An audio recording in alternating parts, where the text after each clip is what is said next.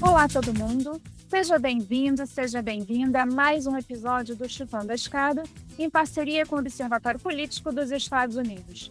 Eu sou Tatiana Teixeira, editora-chefe do OPEU. Hoje eu estou dividindo a bancada com Yasmin Reis, que vocês já conhecem, né? Yasmin costuma trazer o nosso clipe dos Estados Unidos ao final dos episódios. Inclusive, hoje teremos clipe, então ouçam até o final também. Olá, Yasmin! Olá, pessoal, boa noite. Me chamo Yasmin, sou pesquisadora do Observatório Político dos Estados Unidos e doutoranda em Relações Internacionais pelo Programa Interinstitucional Santiago Dantas. E é um prazer estar aqui nesse episódio e compartilhar a bancada com a Tatiana e com o nosso convidado.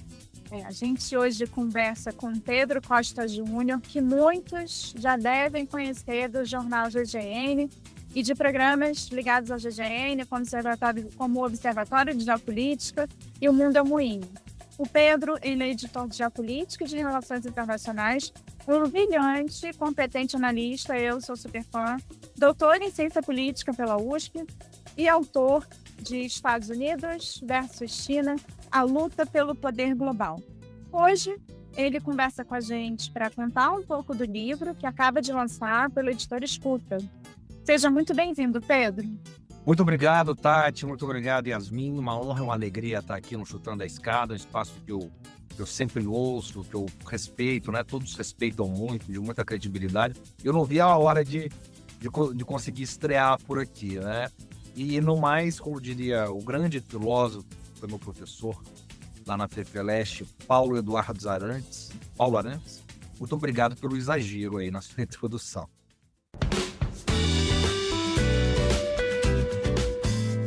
A escada é uma construção que serve para fazer um deslocamento vertical. Nem sempre é assim, mas tem um jeito de facilitar tudo isso. De elevador? Não.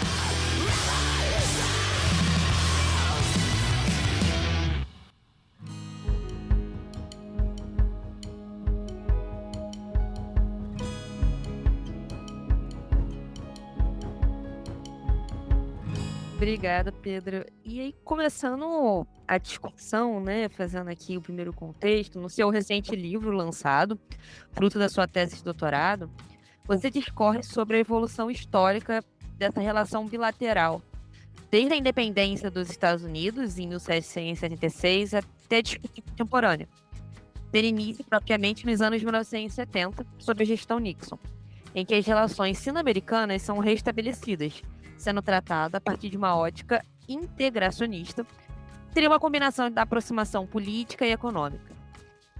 Dito isso, como que você avalia o momento atual em relação com a China, nesse atual governo Trump, a partir de uma perspectiva histórica? Perfeito. Essa é a chave, né? A perspectiva histórica. Aqui que é o ponto principal. Eu não sei, a Tati está dizendo alguma coisa? Não, eu queria, acrescentando, perguntar por que esse momento da década de 70 foi tão decisivo. Acho que está aí no contexto da pergunta, né? Perfeito, exatamente. Então, o que eu faço no livro é olhar a partir de uma perspectiva histórica, de longo do rei, né? De longa duração, como nos ensinou Fernando Brodel, o grande historiador do século XX. Então, a perspectiva de longa duração que eu vou analisar no livro, eu analiso no livro, que saiu pela editora Escuta agora, a política externa dos Estados Unidos para a China, desde George Washington até a volta de Trump. Ou seja, desde 1776, da independência dos Estados Unidos, como os Estados Unidos direcionam sua política externa para a China, até os dias de hoje, como se dá essa política externa dos Estados Unidos para a China, enfim, todas as suas grandes mudanças, suas grandes transformações, os períodos em que isso muda, e sem dúvida nenhuma, o ponto que a Tati destaca, que são os anos 70, que você apresentou muito bem na introdução, Yasmin, é o período decisivo, é o período crucial, digamos. Poderia eleger outros aqui também. Depois do século XXI, nós temos outro período crucial, né? Na verdade, em 2016, vou antecipar aqui, mas os anos 70 é o ponto nevrálgico, né? Porque nos anos 70, nós temos, digamos, um encontro de oportunidades, um casamento de oportunidades, tanto do ponto de vista dos Estados Unidos, na época de Nixon, do seu secretário de Estado, né, o Henry Kissinger, o célebre Henry Kissinger, e do outro lado nós temos Mao Tse-tung, era o governo maoísta ainda, né, que começa essa aproximação no contexto de Guerra Fria, imagina isso, nós estamos falando na Guerra Fria, no marxismo, do combate ao comunismo brutal, do ponto de vista dos Estados Unidos, e ainda assim eles fazem essa aproximação com a China, e que não é qualquer China, é a China do Mao Tse-tung, e do Sun Enlai, não? Que é digamos, o homônimo do Kissinger, né? Seria o equivalente ao secretário de Estado e de Relações Internacionais da China, então, na época. Naquele momento, há ali nos anos 60, no final dos anos 60, uma ruptura sino-soviética, uma ruptura entre a China e a União Soviética. Então, concomitantemente, a guerra que mudou a história dos Estados Unidos, a guerra, eu diria, mais traumática, né, da história dos Estados Unidos, que é a Guerra do Vietnã. Aquilo que o Giovanni Arrighi chama de síndrome do Vietnã. Ele vai dizer lá no Adam Smith em Pequim, belíssimo livro ali, que completa a sua trilogia.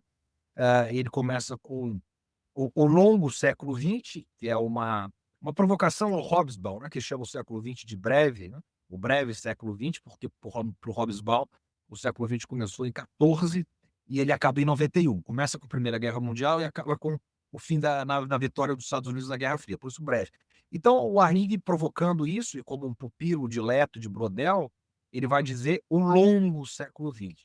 O segundo livro da trilogia, do importantíssimo, né, do Giovanni Arrighi, é escrito com a sua companheira, a Beverly Silver, né? O Arrighi já faleceu há alguns anos, a Beverly Silver continua viva, produtiva, eu tive a honra de conhecê-la pessoalmente no 40º encontro de sistemas mundos, de economia política internacional de sistemas mundo, lá em Maryland, né? Uma figura excepcional, fantástica, e além, obviamente, de ser a intelectual que ela é. Eles escrevem juntos, no segundo livro dessa trilogia, no final dos anos 90, o longo século XX vai de 94, e depois em 97, 98, é o caos e governabilidade no moderno sistema mundial. É o menos badalado dessa trilogia, mas eu diria que talvez seja o mais importante, né? É o que deveria ser lido com mais acuidade. Está tudo ali, né? Está tudo ali. Caos e governabilidade no sistema mundial moderno.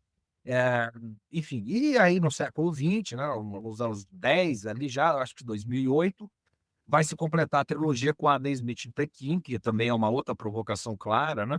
Adam Smith, quer dizer, o capital, a riqueza das nações, não está mais na City Londrina, como teve no século XIX, tampouco está em Wall Street, Nova York, ou em Washington, né? Adam Smith foi para Pequim, que segundo o Smith, no Adam Smith em Pequim, o Giovanni Arrighi vai dizer que a China se tornou a nova fábrica do mundo e o novo cofre do mundo. O que já, do ponto de vista chinês, já está um pouco antiquado, né? Eles estão tentando substituir essa ideia de fábrica do mundo para ser, digamos, o cérebro do mundo, né?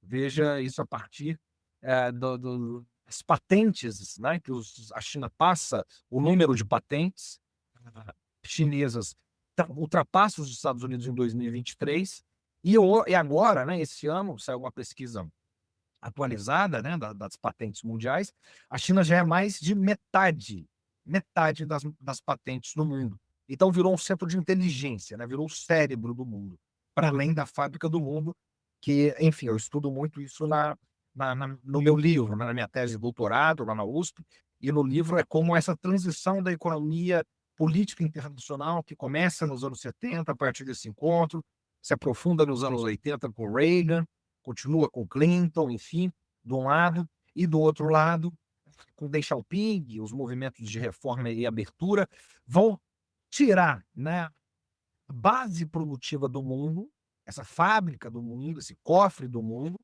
do Atlântico, e transferir para o Pacífico.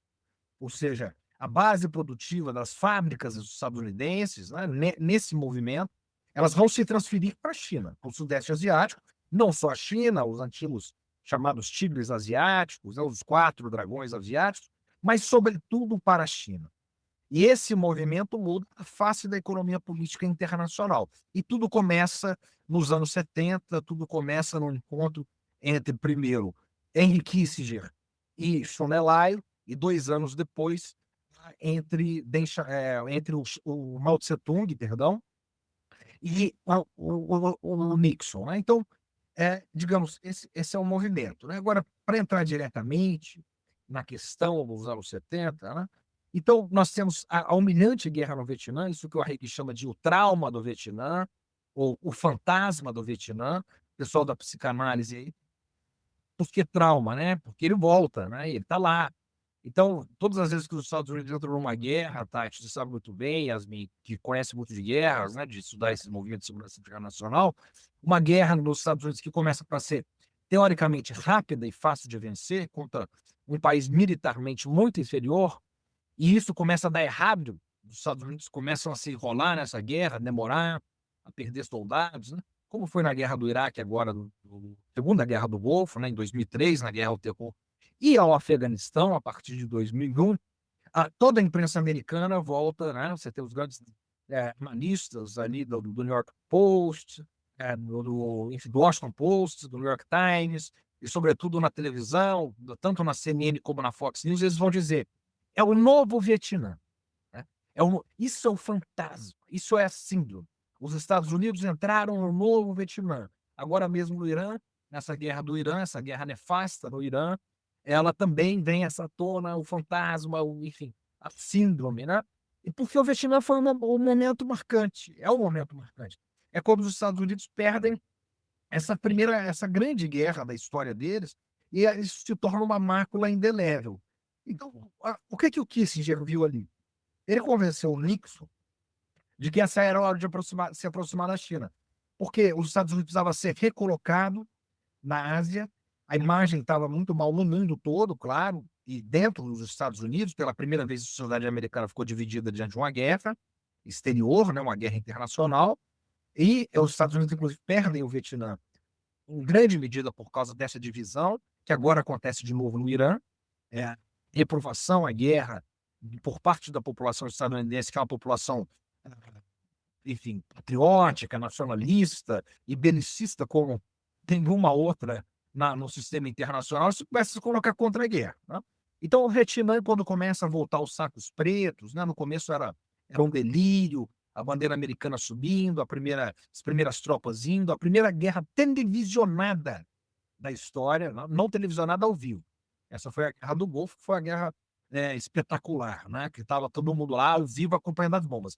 Mas a primeira guerra com imagens televisivas foi justamente a humilhação, a humilhante derrota nos Estados Unidos para o Vietnã, como diria Manuel Wallerstein. A humilhante derrota dos Estados Unidos no Vietnã, que ele vai trazer como um dos signos do declínio do poder americano, naquele texto dele exatamente chamado O Declínio do Poder Americano, do começo dos anos 2000, 2002, 2003, ali no bojo da doutrina Bush. Né? Ele vai dizer essa humilhante derrota e vai resgatar os termos arriguianos da síndrome do fantasma do Vietnã. Então, o que se diz, nós precisamos melhorar a nossa imagem na Indochina, nós precisamos melhorar no Sudeste da Ásia, precisamos melhorar na Ásia toda. Como é que nós vamos fazer isso? Nos aproximando da China. Esse é um ponto importante. Sobretudo, essa é a grande estratégia do Kissinger e do Nixon. Né? O Kissinger relata isso muito bem no On China, que é aquele livro dele de 2010, 2013, né? 2011, acho que foi 2011, que ele diz que já foi mais de 50 vezes para a China, desde o dia que ele foi a primeira vez, desde 71, até 2011, quando o livro é publicado. Né? Foi mais de 50 vezes para a China. Ele tem propriedade para falar sobre os chineses, né? Sobre a China, claro, do ponto de vista ocidental e estadunidense. Mas que tem um conhecimento muito profundo da China, discutiu com as principais lideranças, desde os presidentes até os principais ministros e diplomatas chineses. Tudo que o Kissinger acompanha. Então ele convence o Nixon e diz, olha, se nós abrirmos agora 2 frentes de batalha, uma contra a China e outra contra a União Soviética, quando eles se separam, nós vamos perder a Guerra Fria. São 2 potências muito fortes. Nós temos que nos aliar a uma delas. Né? O triângulo tem que ser virtuoso ao nosso lado. Ele vai dizer lá para o Nixon. E, obviamente, como a União Soviética era o grande desafio hegemônico dos Estados Unidos, hegemônico eu não diria, mas o desafio militar aos Estados Unidos, posso explicar por que não era hegemônico mais à frente, mas o ponto aqui, que era o grande desafio militar dos Estados Unidos e nuclear, eles decidiram, olha, a gente tem que nós precisamos nos aproximar da China, a gente isola a União Soviética e nós vamos vencer a Guerra Fria. E de fato, isso foi muito bem sucedido, isso aconteceu. 15, 20 anos depois, né, no final dos anos 80, depois do começo dessa aproximação, os Estados Unidos vencem a Guerra Fria de uma maneira devastadora, né? Quer dizer, ele não precisou dar um tiro, os Estados Unidos não precisaram dar um tiro de canhão em direção ao Kremlin. Foi uma guerra em que a União Soviética ela não explodiu, ela implodiu, ela derreteu. Uma vitória de dentro para fora. É uma vitória vaciladora dos Estados Unidos, realmente. E sem essa aproximação com a China, isso não seria possível. E, ao mesmo tempo, para os chineses era muito interessante, porque eles estavam muito isolados no mundo, eles estavam fora, na verdade, né, de qualquer ordem mundial, e a partir da cisão sino-soviética, bom, a China e a Rússia fazem fronteiras. Eles passaram a temer que a Rússia invadisse a China.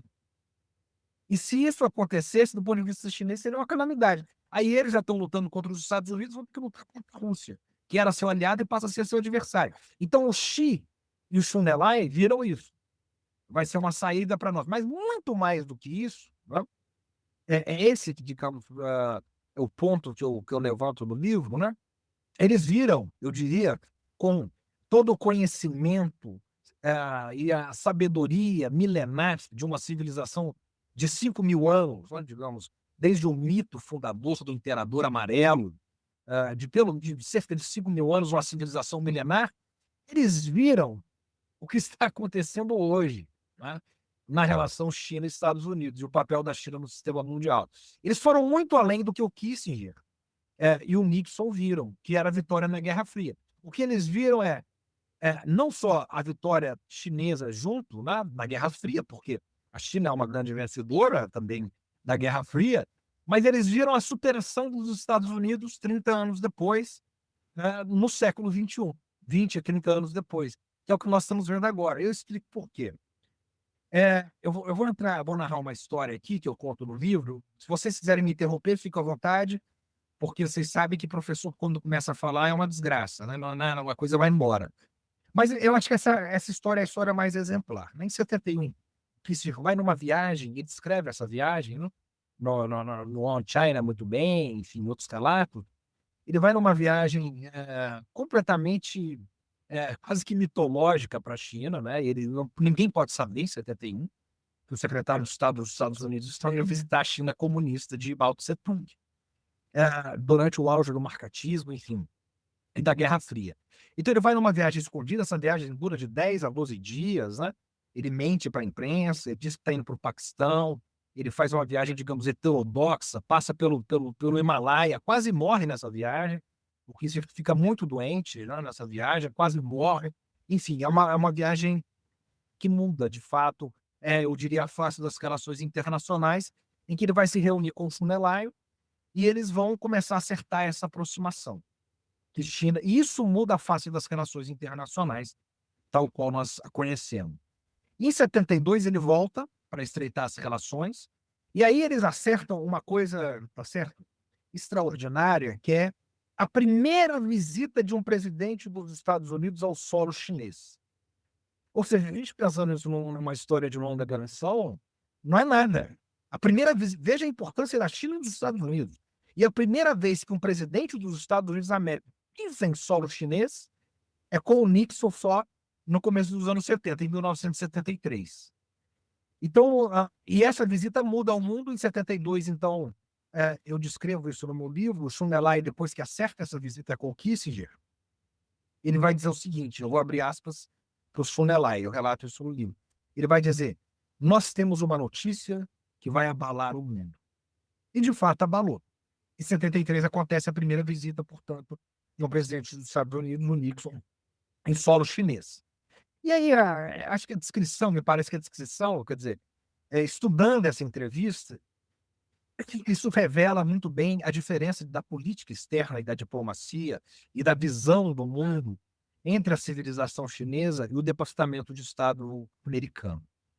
Eles chegam, tem que ser uma visita rápida, uma visita marcada para 3 dias, porque imagina o presidente dos Estados Unidos ficar tanto tempo fora dos Estados Unidos, na China comunista, na China maoísta, e ficar vulnerável numa viagem.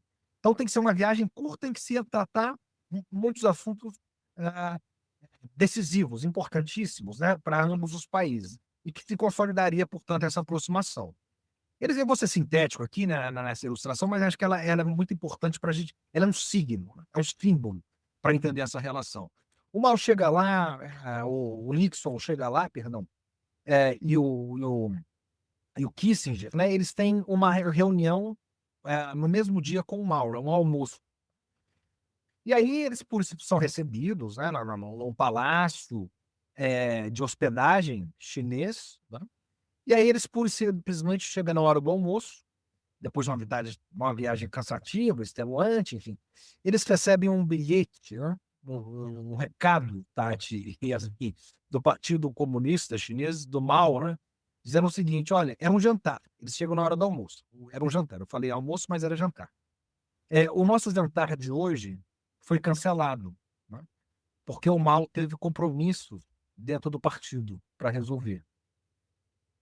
Veja, isso não é pouca coisa, né? O Mao Tse Tung está dizendo: eu tenho coisas mais importantes para fazer do que receber o presidente dos Estados Unidos e o seu secretário de Estado. Então eu preciso cumprir uma agenda interna do Partido Comunista Chinês. Isso foi um choque, né? Eu diria cósmico. O Nixon olhava para o Kissinger e dizia: o que está acontecendo? Como assim? Quem é essa gente para fazer o presidente dos Estados Unidos esperar? O presidente dos Estados Unidos espera 5 minutos. Eles estão fazendo a gente esperar, ficaram para o outro dia, sem uma satisfação, tá certo? Sem uma justificativa satisfatória, legítima, né? Eles não podem fazer isso com a gente. A gente faz uma viagem dessa, mostra uma boa intenção, sai lá dos Estados Unidos, visita essa gente joga a viagem pura e simplesmente para amanhã. Então eles recebem um recado para eles descansarem, que a viagem foi extenuante, e dizendo para eles fazerem propor lá um tour, né, para eles conhecerem mais a civilização chinesa, né, o Império do Meio, um tour cultural, arquitetônico, né, para eles passearem na China. Bom, chega o segundo dia em que isso foi jogado para o almoço, aí sim, o almoço. O que acontece, Yasmin, Tati? Eles recebem outro bilhete, né? Mao Tse Tung adiou para o jantar. Ele não vai poder almoçar com vocês, por compromissos, tá certo? Bom, aí eles ficam completamente chocados, chega finalmente no jantar, aí sim. Aí o Mao Tse Tung vai recebê-los na sua própria casa, né, na casa do Mao Tse Tung, e eles vão descrevendo essa viagem, né? O Kissinger descreve isso com riqueza de detalhes, né? Primeiro que a primeira vez que ele pisou na China, lá em 71, ele disse: eu pisei num tempo do mundo, um espaço-tempo do mundo, que eu jamais imaginaria conhecer, né? E ele vai relatando a admiração dele com a China, com a suntuosidade da arquitetura chinesa, da cultura chinesa, enfim, como o tempo passava diferente, né, do tempo ocidental e, sobretudo, americano, onde time is money, é tudo fast, tudo rápido, tudo tem que ser resolvido de uma maneira muito pragmática, e que a China estava em outro tempo. E a questão do tempo é fundamental, né? O Brodel sempre traz a questão do tempo. Mas aí, finalmente, eles vão ser recebidos pelo Mao na casa dele, e eles vão dizer o seguinte: o Kissinger vai dizer o seguinte: a primeira questão impressionante foi que nós entramos num lugar em que as casas, né, eles moravam todos ali perto, como se fosse um condomínio, digamos, de casas da alta cúpula do Partido Comunista Chinês. Ele diz: as casas eram todas iguais. Casas simples, casas boas, porém simples. Nenhum luxo e muito menos qualquer mansão. A única diferença da casa do Mao Tse Tung para dos demais membros do Partido Comunista é que ela ficava um pouco elevada. Ela ficava no topo de uma montanha, assim, de um relevo, né? Ela era mais alta. Ela era rigorosamente igual à dos funcionários, dos subordinados e dos demais membros da burocracia do Partido Comunista, que moravam todos juntos ali. Tá? Então, aí o Mao vai estar na porta, com aquela túnica dele, né, que o Xi Jinping resgata de uma maneira, uma túnica mais moderna que ele tem usado agora, a túnica tradicional do Mao, ali o Mao, fumando o seu charutinho, né, aquele charutinho também, célebre charuto do Mao, né, do Mao Tse Tung, e vai recebê-los na porta. A primeira, ele disse que, quer dizer, a própria figura do Mao era completamente hipnotizante. Hipnotizante. Ele era de um carisma brutal, assim, magnético, que passava pelos olhos. Quando ele abria a boca, quando ele falava, era uma coisa. Ele falou: jamais eu tinha visto um magnetismo tão impressionante, né? Um carisma desse tamanho. E aí eles vão entrar na casa do Mao Tse Tung. A primeira coisa que eles vão se deparar é com a mesa de ping-pong. O Mao Tse Tung era um bom jogador de ping-pong, como todos os chineses, né? Ele tinha uma mesa na sua casa e eles se passam por essa mesa. Em seguida, eles adentram no corredor, vai dizer o Kissinger, lá nos diários dele. E tem uma biblioteca ao lado, né? Eles veem passando uma biblioteca, que é uma biblioteca imensa, abarrotada de livros até o teto, e uma biblioteca desorganizada.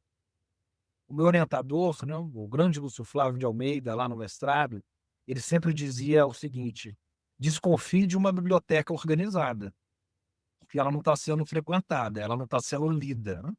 Então, a biblioteca do Mao tinha lá os livros organizados, jornais, papéis, vários charutinhos, né, apagados, muitos cinzeiros, aquela coisa toda, né? Enfim, o que o Mao estava dizendo ali, o recado do Mao Tse Tung ali, né, do que eles estavam passando? É o recado do rei filósofo. Do rei filósofo, tá certo? Não é só o chefe militar da China. Não é só o comandante da guerra, não é só o chefe de Estado, o chefe do governo chinês, mas ele é também um sacerdote secular.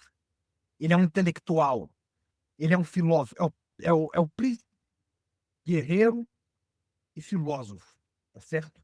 Então, essa era a imagem, né? Nós estamos falando com alguém inteligente, culto, erudito. E aí depois eles vão entrar na sala principal, e a sala principal estava organizada, não tinha mesa, ela estava organizada com a seguinte disposição.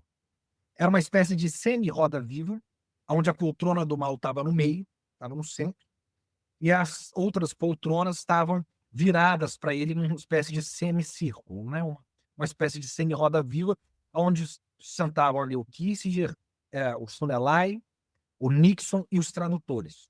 Estavam só eles na sala, mais ninguém. E diferente de qualquer outro, nós temos aqui especialistas em estudos diplomáticos, né, em diplomacia, né? De qualquer outra conversa que tem um ritual diplomático, enfim, geralmente, né, Tati, você sabe muito bem disso, Yasmin, o pessoal começa quebrando o gelo. Então, eles vão mostrar lá algum adereço cultural, né, tá certo? Mostra, isso aqui é uma obra de arte nossa, do século XII, produzido pelos camponeses chineses no interior da China. Enfim, vai quebrar o gelo, não é um fato interessante, né? Lá no interior do Texas a gente tem algo assim também. Ele não. Ele começa a conversa, né, das boas-vindas, obviamente, mas começa a conversa fazendo perguntas pro Nixon, e a partir daí, diferente de tudo que o Kissinger já viu na vida, ele começa um diálogo socrático com o Nixon. À medida que o Nixon vai respondendo, ele vai fazendo perguntas em cima das respostas do Nixon. E sem nenhum desse tipo de adereço, enfim, de quebra-gelo, essa coisa toda. Então ele vai dizer o seguinte: esse foi o nosso grande choque. A gente estava preparado para quê? Para conversar com uma diplomacia análoga à diplomacia russa, soviética. A gente achava que ia encontrar algo parecido com os diplomatas altamente preparados e sofisticados russos, né? Então, é reconhecidamente a diplomacia mais preparada do mundo. Enfim, e que sabem o que querem. O que são os russos, né? Eles sabem o que querem, eles sabem o que podem dar, eles têm um diagnóstico total de uma situação, eles sabem até onde pode ir, até onde pode negociar, sabem os temas que são caros à sua soberania, não cedem esses temas. Uma diplomacia muito difícil de se negociar, mas extremamente preparada, que sabe o que quer. Ele diz: aquilo quebrou tudo. Quebrou. Era um outro cosmos. Era um outro cosmoverso. E aí, em determinado momento, já numa abertura, né, o Mao Tse Tung vai dizer para o presidente dos Estados Unidos, o Nixon. Ele vai dizer: olha, a nossa aproximação, Nixon, já está certa. Isso é de interesse meu, é do interesse da China, do povo chinês, e é do interesse de vocês. Isso já está certo. Vamos deixar os detalhes para os nossos meninos discutirem amanhã. Detalhe, né? Os meninos eram ninguém menos que Henry Kissinger e Von der Leyen. Falou: amanhã, as burocracias, os documentos, isso já está certo. Me diga uma coisa, vamos falar de coisas mais importantes. O que você pensa sobre a vida? Ele pergunta para o Nixon. Vamos falar sobre a vida, de coisas mais importantes. Bom, aquilo foi, né, quebrou tudo, né? E eles ficaram ali até a noite inteira, madrugada, até amanhecer, sendo conduzidos por esse diálogo socrático, do mal, que era absolutamente imprevisível por toda a inteligência do Departamento de Estado dos Estados Unidos, tá certo? Quando eles saem de lá, né?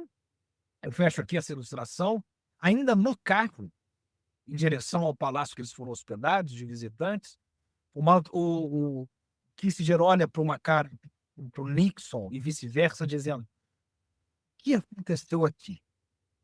Eles foram atropelados. Eles foram atropelados pela sofisticação de uma diplomacia que tem um caráter milenar. A China sempre esteve no centro, não à toa a palavra China significa em chinês, em mandarim, o império do meio. Eles sempre estiveram no centro do mundo até o século XVIII, até o século das humilhações. Né? O século das humilhações, com a Primeira e a Segunda Guerra do Ópio, depois a invasão japonesa, a Primeira Guerra Mundial, não? Até 1949 é considerado o século e meio das humilhações. Depois a China, quando o Mao, né, na Revolução Comunista, nos deu célebre discurso na Cidade Proibida, né, na praça, na Cidade Proibida, ele vai dizer a frase: hoje a China despertou, disse o Mao. Desde então é o fim desse século de humilhações. E o que a China faz agora não é ascender ao topo do sistema internacional. Isso pega muito mal do ponto de vista chinês, da diplomacia chinesa, tá certo? Eles estão não ascendendo, eles estão reascendendo, recuperando o espaço que sempre foi deles, o topo.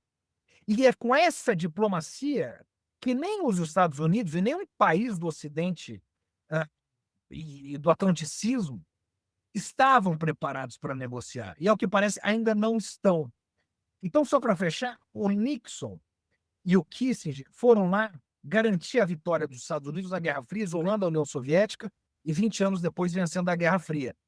Mas, no entanto, o Kissinger vai dizer, né, o que eles não estavam vendo, e que o Mao e o Sinelai estavam vendo, não era essa vitória dos Estados Unidos na Guerra Fria, era a incorporação da China no sistema internacional, com regras liberal, baseado em regras, que vai se culminar em 2001 com a entrada da China na OMC, na Organização Mundial do Comércio, e que vai trazer a China para ser um oponente inevitável. Ou, em suma, né, o que eles estavam vendo é a China do Xi Jinping.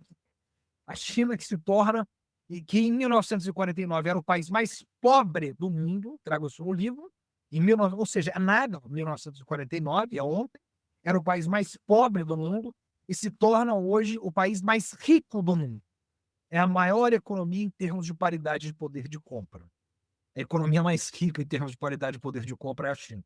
Então, esse salto foi feito, tá certo, do fim de 49 até aqui. Então, eu acho que isso é um signo do que eu tento trazer no livro.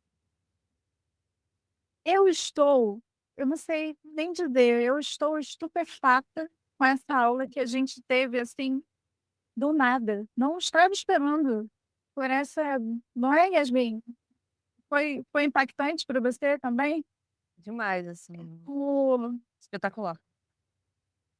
assim, alguns pontos, muitos pontos, né? Mas eu vou destacar algumas coisas, assim, até para fazer um resuminho, né? Uma tentativa de resumo para quem está ouvindo a gente, que parece que os Estados Unidos, pelo que você, né, trouxe até agora, ou não aprenderam muito, ou não quiseram olhar para a história, ainda não aprenderam muito, Em relação à China, eles também não entenderam ainda, né, não entenderam bem como o modelo chinês de poder funciona, né. Tem, algumas coisas que eu acho importante mencionar, por exemplo, né, você fala do Kissinger, a estratégia de aproximação com a China, essa política, essa estratégia de triangulação, né, China, Estados Unidos, União Soviética, ah, uma assim, que foi defendida pelo Kissinger, e hoje a gente vê uma parceria, assim, o movimento contrário do efeito que isso teve no passado, é uma parceria China e Rússia, né, nas próximas. O que pode abrir, assim, e segundo você, né, em alguma outra entrevista, né, você comentou isso, né, que isso abre uma nova etapa de confrontamento estratégico com o Ocidente. Essa acho que é uma coisa que tá para a gente pensar. A gente tem também na sua fala a mudança de perfil pela qual a China passou, né, nessa ampla janela, esse recorte temporal, né, da sua pesquisa, de forma muito intencional, né, fábrica do mundo, para o cérebro do mundo. Eh, Você fala também da atualização do Vietnã, olhando, né, estou pensando aqui em termos mais recentes, né, na guerra do Irã. Em relação no que diz respeito à relação dos Estados Unidos com a China, e aí eu volto para o Kissinger, isso assim, faz a gente pensar, a gente está num contexto, eh, assim, eu diria muito muito peculiar, né, dessa relação, de confronto, Estados Unidos e China, né. A gente teve em fevereiro desse ano, a Suprema Corte Americana derrubou as tarifas, enfim, o mecanismo da como a gente fala? Aqui eu não queria usar a sigla em inglês, né, mecanismo usado pelo Trump com base numa lei de 77 para poder, aplicar o tarifaço. A gente vai ter uma reunião do Trump com o Xi Jinping. Uma reunião depois de, sei lá, 8 anos, né, é muito tempo. É muito tempo para uma relação que é tão muito tempo de afastamento para uma relação que é tão importante. E eu, assim, eu acho que algumas coisas escapam aos analistas, assim como escapam à diplomacia americana, e você consegue trazer para gente pensar a respeito disso. Você quer complementar, Yasmin? Eu acho que a gente já tem um tempo aqui pra Sim, sim, eu só complementaria trazendo um pouco desse contexto, né, dos Estados Unidos, China, dessa dinâmica que o Pedro brilhantemente nos ilustrou, que vem toda uma trajetória histórica, que vai constituindo esse momento de distensão e aproximação nas relações sino-americanas. E aí, trazer um pouco dessa perspectiva para o Brasil. Eu acho que seria interessante a gente pensar como o Brasil tem uma posição muito peculiar, nessa conjuntura, que é o maior parceiro comercial da China na região e tem laços históricos, institucionais e militares muito fortes com os Estados Unidos ao mesmo tempo. E aí eu iria minha pergunta seria direcionada mais no sentido, né, que a gente poderia, né, entender qual a estratégia mais inteligente, se assim poderíamos dizer, para o Brasil dentro dessa disputa. antes de você responder, Pedro, que aí eu acho que você já vai entrar num blocão de resposta, essa questão do Brasil e também, como, né, eu mencionei os analistas e o próprio Departamento de Estado, Executivo dos Estados Unidos, qual o risco nessa disputa, né, assim, que é mais subestimado hoje, né, nessa disputa entre Estados Unidos e China? Perfeito. Olha, são questões muito complexas, né. Eu deixar o Brasil para o final, porque se a gente colocar o Brasil aqui, a coisa vai pegar uma dimensão, porra, intergaláctica aqui de debates, assuntos que, enfim, é o que nos interessa, né, pensar o Brasil diante dessa disputa pelo poder global entre Estados Unidos e China. Eu vou, Tati, a sua primeira pergunta ali, né, eu diria que eu não sei se os Estados Unidos, ou mesmo o Ocidente, tem condições de entender o que é a diplomacia chinesa, a própria cultura chinesa. Não sei se eles não aprenderam, né? Mas não é uma questão que eles não vão aprender, né? Não vão aprender isso, tá certo? De uma maneira que eles consigam lidar de igual para igual com essa civilização milenar. Mas uma coisa, indubitavelmente, eu trago isso na análise do livro, né? Eles acordaram muito para perceber o que era a China. Eles demoraram muito a entender. E isso foi cruel do ponto de vista do poder americano para eles mesmos, né? Foi um erro fatal. Fatal. Esse tempo não volta mais atrás, né? Então, eu vou contar mais 2 historinhas só aqui para responder essas perguntas, né? Depois dá tempo a gente entra no Brasil. Parece que o melhor momento, isso é muito pouco falado aqui no Brasil, é muito pouco, enfim, eu diria até estudado e tal, e, enfim, repercutido, né? Parece que as pessoas ainda não têm dimensão do que foi isso. Me parece que o melhor momento que os Estados Unidos teve para parar a China, veja, aí a China vai se tornar, com a reforma e abertura do DEM, ela vai começar a se tornar a potência econômica, né? A crescer vertiginosamente de uma maneira muito consistente nos anos 80 e nos anos 90, né? Depois ainda, né? Até hoje. Mas, veja, um dado que é importante dizer, né? De 1949 até hoje, a China retirou 850 milhões de pessoas da pobreza. Veja, o nosso presidente aqui, no primeiro governo, retirou 38 milhões de pessoas da pobreza, da fila da fome, do mapa da ONU, né? Da pobreza da ONU. 38 milhões. Veja como ele é cultuado e venerado nos setores mais populares desse país. Imagina o que é tirar 850 milhões de pessoas da pobreza e da fome. É o maior feito da história do capitalismo desde a Revolução Industrial, sem dúvida nenhuma. Então é disso que nós estamos falando. E o melhor momento que eu acho que os Estados Unidos, me parece que eles tiveram para frear essa reascensão da China foi quando eles venceram a União Soviética, em 89 e 91, naquele contexto, em que parecia, tá certo? Como disse, todos aqui citam ele, né? Sempre o o nipo-americano Francis Fukuyama, né? Era o fim da história e o último homem. Eu gosto também muito desse subtítulo, né? Que passa despercebido muitas vezes.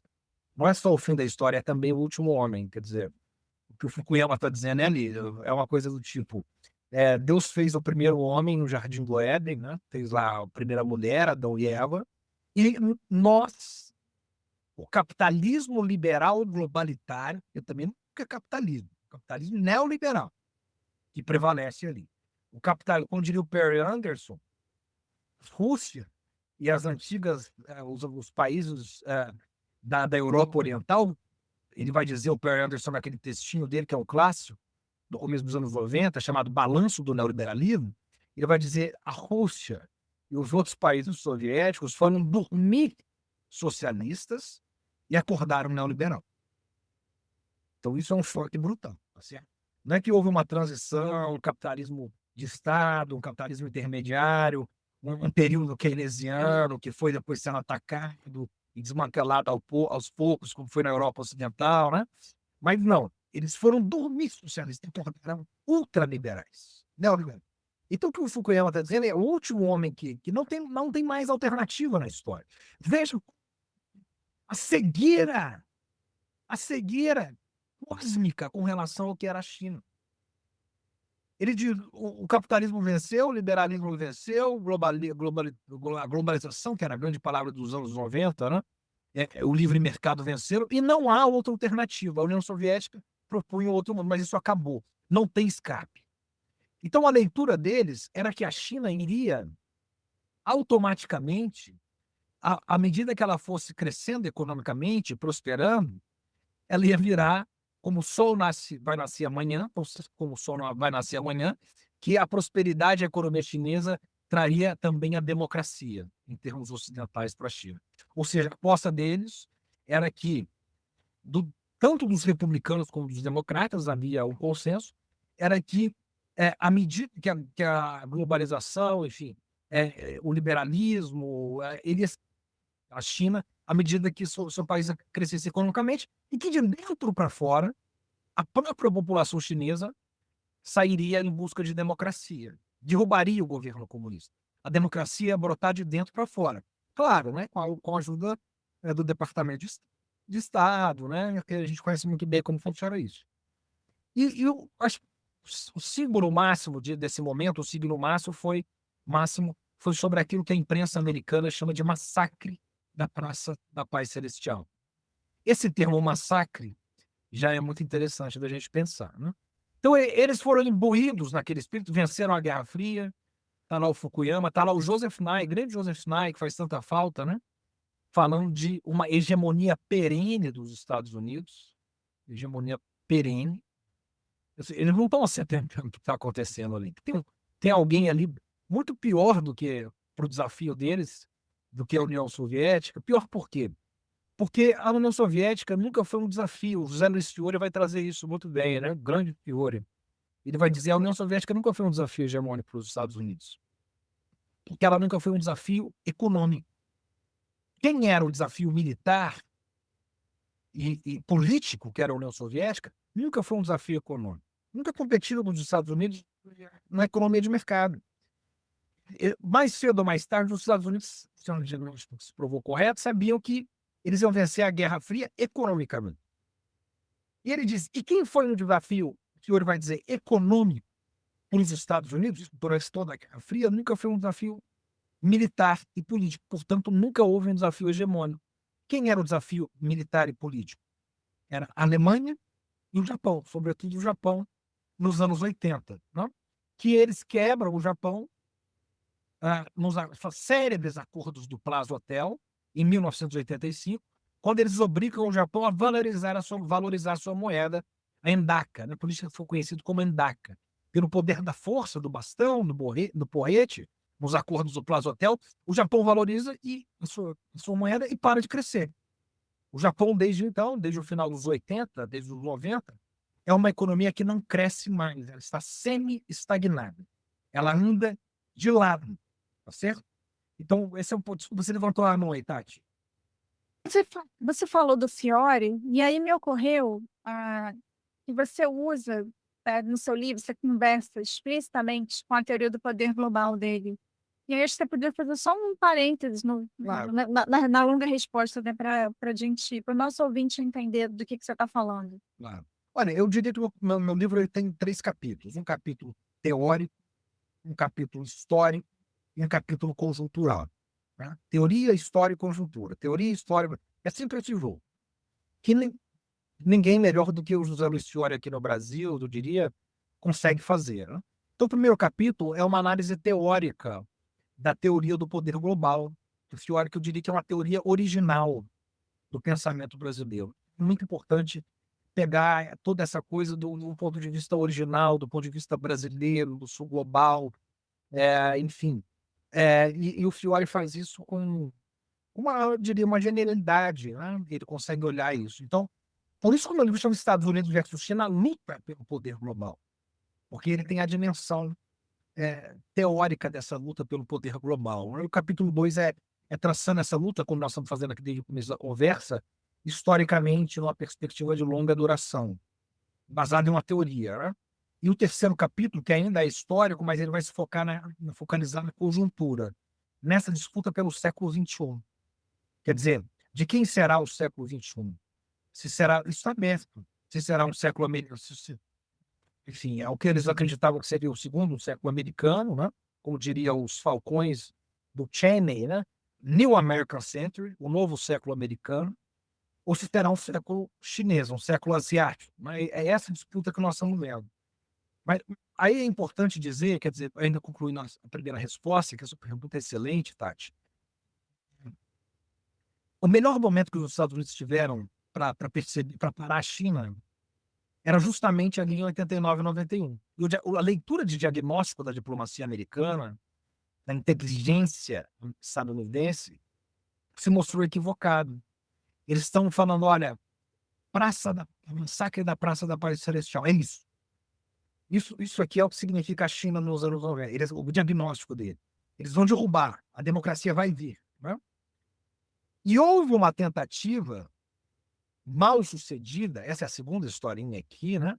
Fracassada do ponto de vista dos Estados Unidos, que ali é que eles tiveram, digamos, eles tinham a faca e o queijo na mão, em alguma medida, né?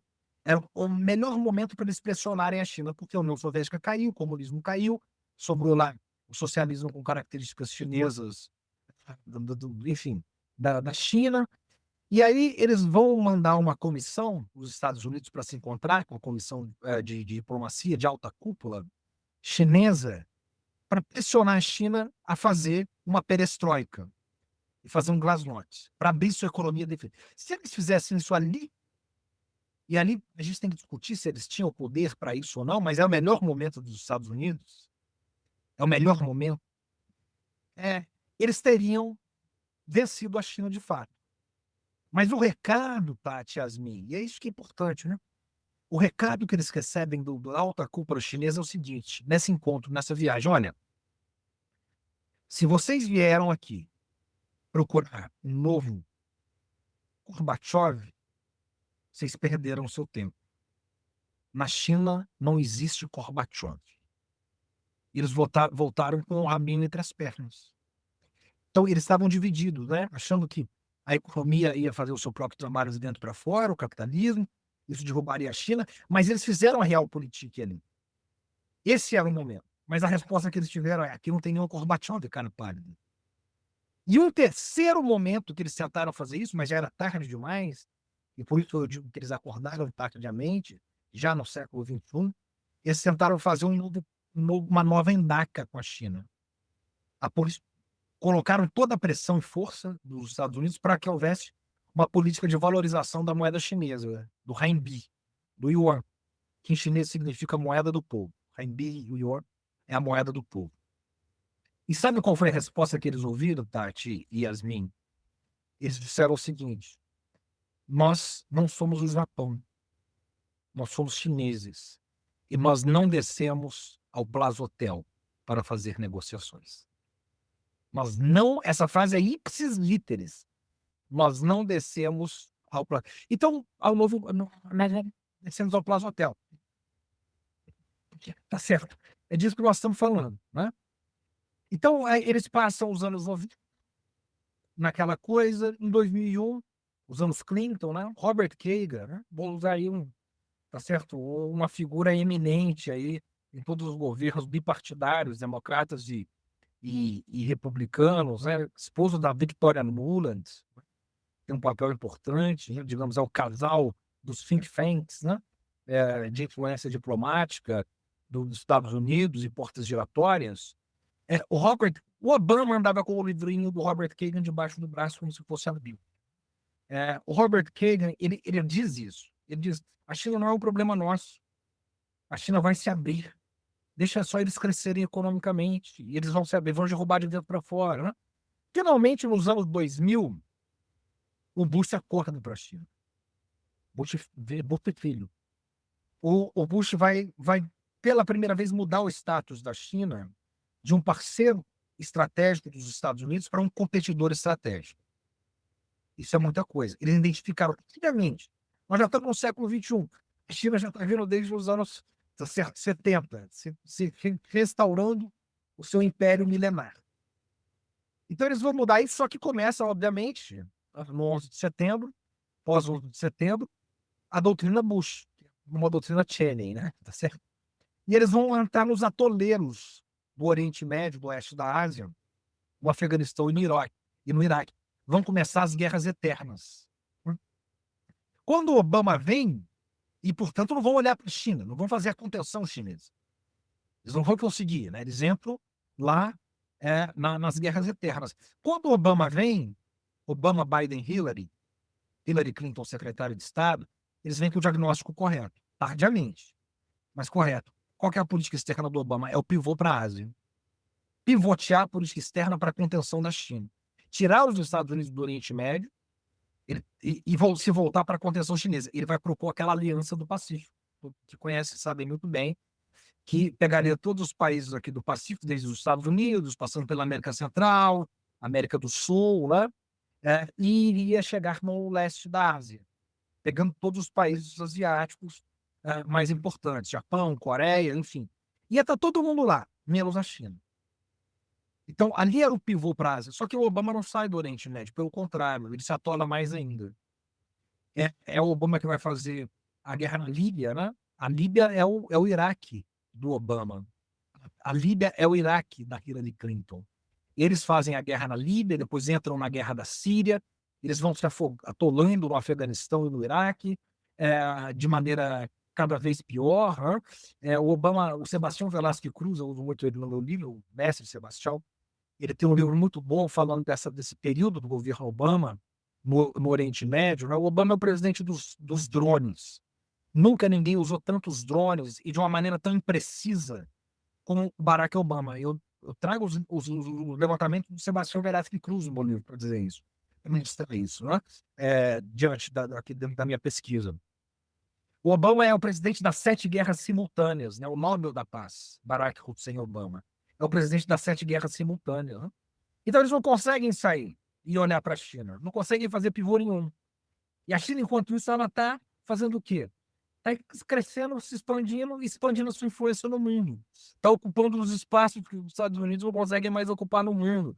Em 2013, o Xi Jinping vai lançar o principal projeto de política externa da China.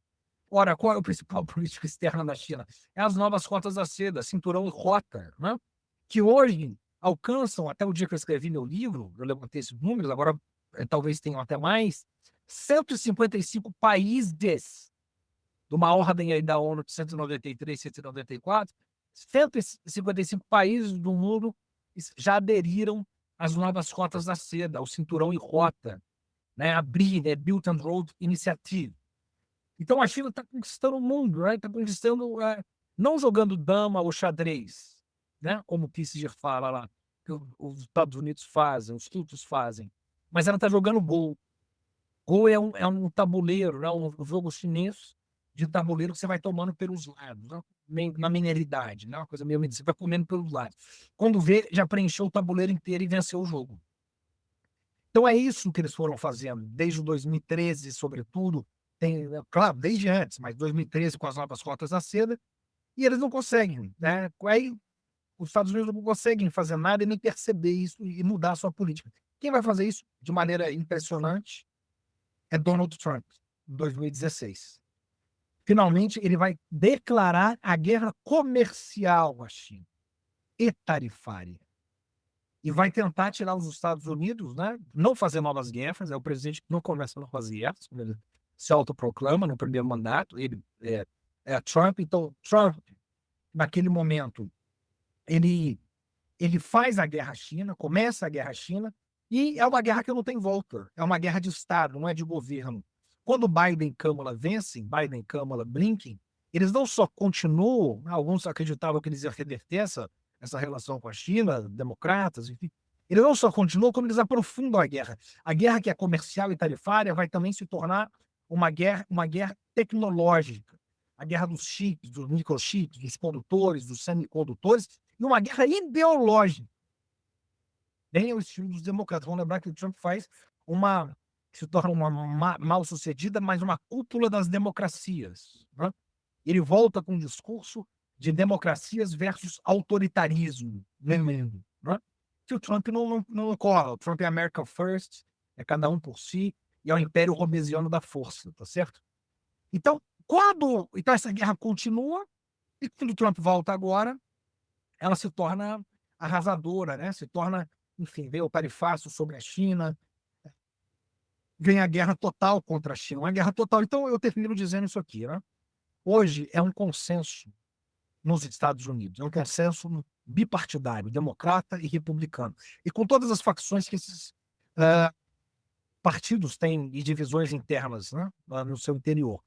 Seja do ponto de vista democrata, seja, digamos, o clã obamista ou o clã bidenista, né, e clintonista, ou seja, o clã, enfim, da família Clinton, né, e os seus pupilos, os seus bootcaps, seja um novo Partido Democrata, né, voz do Partido Democrata Jovem, né, representada pelos jovens, juventude do Partido Democrata, ou dentro dos republicanos, seja MAGA, ou seja falcões republicanos, seja trumpistas ou não trumpistas, todos eles têm o consenso que a política externa dos Estados Unidos, a partir de 16, então, é a contenção global da China. Isso também é um consenso no complexo industrial militar estadunidense, como diria o ex-presidente militar Eisenhower, né? O complexo militar industrial, que é um complexo militar industrial hoje, um complexo industrial militar, acadêmico e diplomático, e de propaganda. Ou seja, vocês que estudam muito bem, Natasha, os think tanks nos Estados Unidos, se você pega os think tanks, você pega a academia, se você pega a imprensa americana, é quase uma sinofobia em todo esse consenso dentro dos Estados Unidos, que a China é o grande rival dos Estados Unidos, que ela precisa ser detida. É um consenso.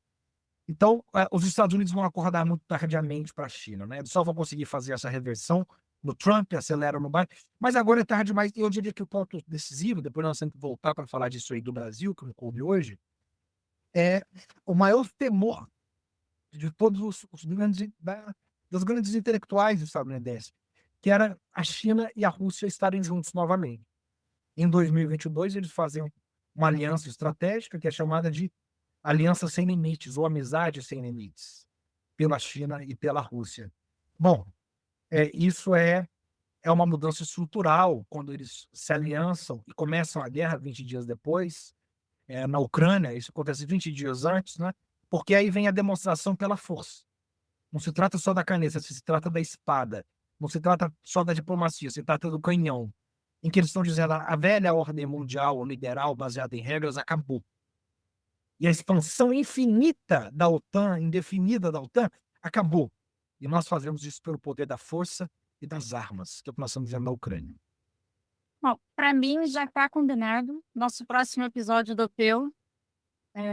E aí eu acho que a gente pode complementar essa parte que é importante no momento em que, como a gente já disse, Trump vai à China, Lula está indo aos Estados Unidos, então acho que também é bom a gente olhar isso e o que isso pode significar para o sul global e principalmente para o Brasil. Você mencionou 2 livros que eu vou só dar o título, né, para os nossos ouvintes, né, caso tenham curiosidade. Você falou do professor Sebastião Velasco Cruz, é um livro que eu também uso muito. Eu acho que é esse livro, Os Estados Unidos no Desconcerto do Mundo, e me parece um livro que tem um capítulo maravilhoso sobre grande estratégia, que eu uso demais, já usei muito com os alunos.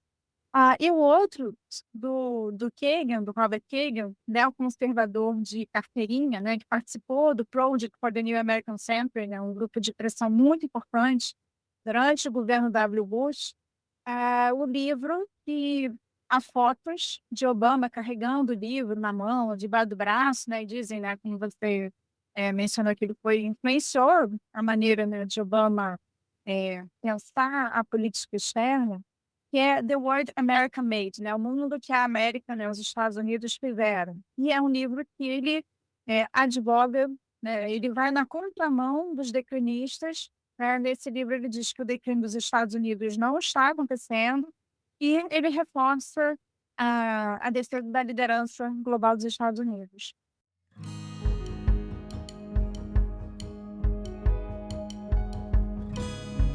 Quem quiser continuar ouvindo, lendo com Pedro, sugiro maratonar. Todos os dias tem Pedro no YouTube, no canal do GGN, né? Tanto no Observatório de Geopolítica, também estou lá, eventualmente, no meu segundo. Com muita honra, com muita honestidade e muito contundente. E a Yasmin também participa com a gente, né? Já participou do Moinho. Então, eu acho que assim, são lugares, né, para a gente estar, ouvir, aprender, falar, conversar. Inclusive, só para pegar o gancho, nós sabemos aqui que tem os melhores, mais adultos pesquisadores dos Estados Unidos, enfim, de relações internacionais em geral, ouvem aqui o Chutando a Escada, né? O convite fica aberto para quando vocês quiserem participar lá do RGN, do Moinho. Tati faz no meio campo aí, todos estão de portas abertas, né? Eu acho que é essa a ideia, né? Discutir geopolítica e relações internacionais, enfim, em alto nível. Recomendo, já participei do Moinho também, e é um espaço com um público muito qualificado, né, que interage, que reage aos episódios e tem muita visibilidade. Então, fica aí o convite e a proposta. Também gostaria de agradecer ao Pedro pela disponibilidade e oportunidade. Tendo meus agradecimentos à Tatiana e ao Felipe pela oportunidade também. Recomendo que deixe seus comentários, sugestões nas redes sociais do OPEU, do Chutando a Escada, e também recomendo o Museu Moinho e o Observatório de Geopolítica, que acontece, né, todos os dias, e é espetacular também, sou super fã.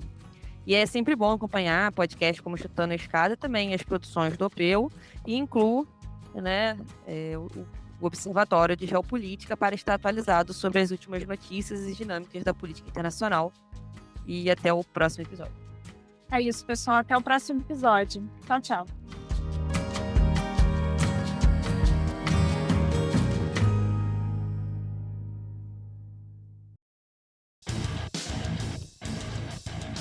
Você acabou de ouvir mais um episódio do Chutando a Escada. Para apoiar, acesse chutandoaescada.com.br/apoio.